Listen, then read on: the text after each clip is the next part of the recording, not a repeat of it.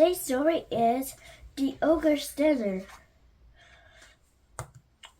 Lee was staring at Kipper's house for the night. I wonder if the magic key will glow on your hair, said Kipper. Me too, said Lee, who had never been on an adventure.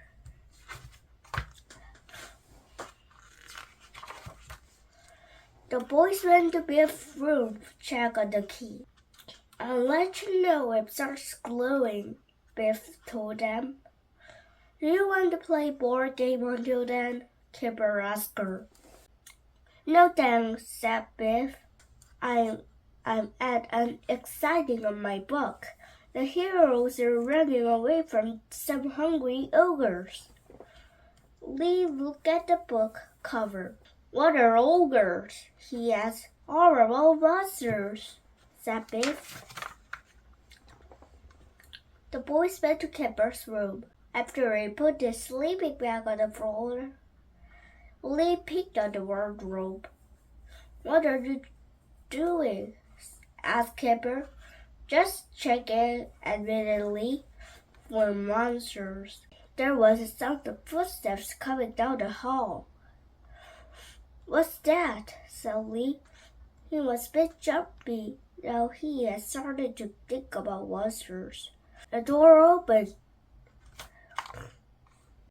It was Biff. Come quickly, she said. The key just started glowing. Kipper jumped up. Lee followed more slowly.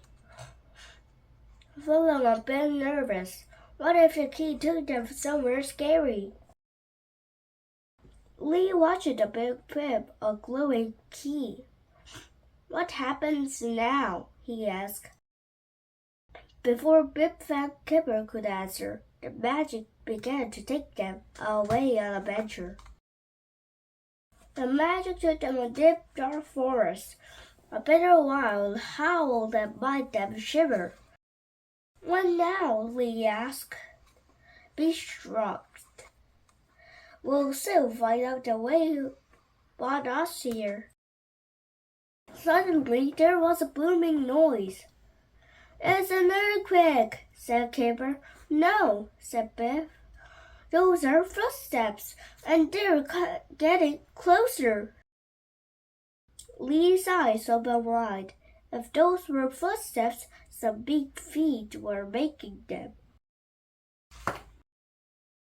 A huge head appeared above them. A monster, shouted Lee. I am not a monster. I'm an ogre. The ogre sniffed. He looked the children up and down. And you three look like strangers. The ogre showed his enormous teeth in a wide grin. The king of the ogres loved strangers, he said. He wanted to have our dinner. Follow me. He gestured towards the entry of the cave. Have us for dinner? Thought Lee and our lawn. No thanks. Run! Shouted Biff. Lee spun around and followed Biff towards the trees as fast as his legs would take him. When he finally stopped, the heart was pounding. Biff was by his side, but where was Kipper? Oh no, he was tripped and fallen, said Biff.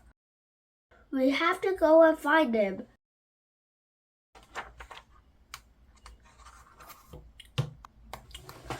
They crept back towards the cave, keeping a careful eye with the whole way.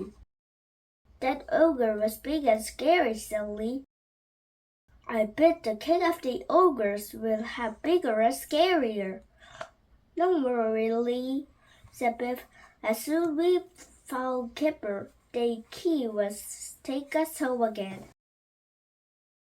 They peeked out just time for the ogre disappeared into the cave with Kipper. I don't like this adventure much, said Lee miserably. Ah, interesting.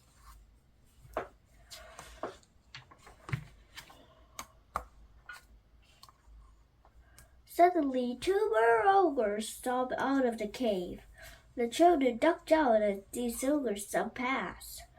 "Where are those children?" asked one ogre. "King of the ogres want to cook with them." "Cook with us?" whispered Lee. "I don't like the sound of that." "Me neither," said Beef crossly. "We're not vegetables.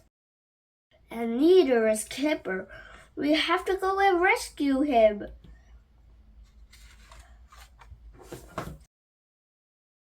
Finally, Lee stopped. "Is that far enough, Beef?" he asked. There was no answer. "Beef!" "Oh no, one day we were running, Beef must have gone down a different tunnel." Now Lee was alone in the dark.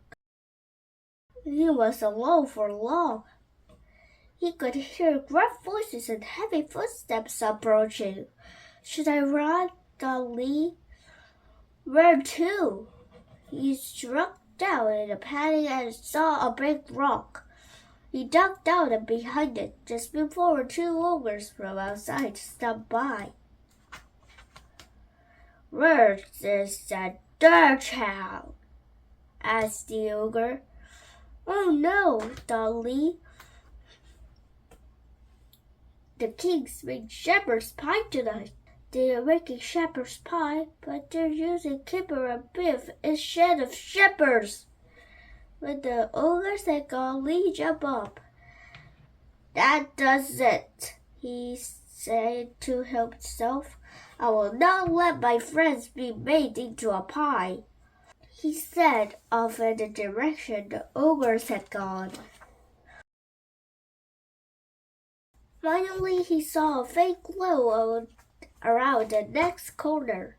He could hear the clang of pots and pans being used. They must be in the kitchen, Lee thought. He tiptoed forwards. Lee jumped out into the light of the kitchen and grabbed the nearest thing in the hand. It was a frying pan. He waved it around and shouted, "Kipper! Biff! I'm here to save you!"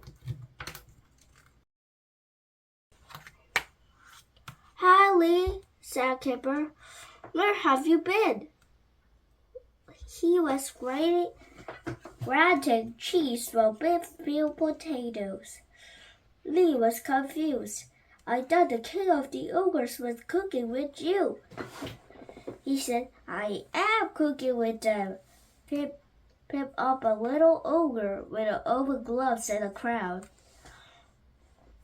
"It's such fun cooking with new friends." "Don't worry, Lee," said Biff. "We got the wrong end of the stick earlier." That was our misunderstanding. Lee lowered the frying pan. "But I thought the king wanted to have us for dinner," he said. "Oh, I do," directed the king. "I love having guests for dinner. Tonight we're having shepherd's pie." There was loud cheer from the ogres. Shepherd's pie was their favorite. "So there's the shepherd's pie in the shepherd's pie?" asked Lee. "Of course not," said the king. "There's no meat at all. We're strict vegetarians, you know." We realized that he was hungry too.